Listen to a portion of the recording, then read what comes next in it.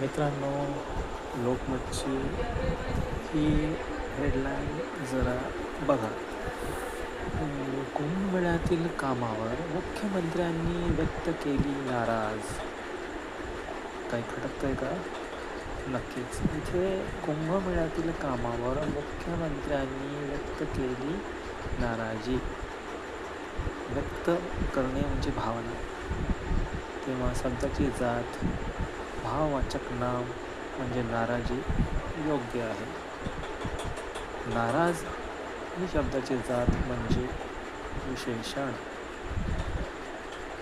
अगर हे वापरायचं असेल तर आपलं वाक्य होईल, कुंभमेळ्यातील कामावर मुख्यमंत्री नाराज. म्हणजे मुख्यमंत्र्यांच्या विषयी आलेला हा शब्द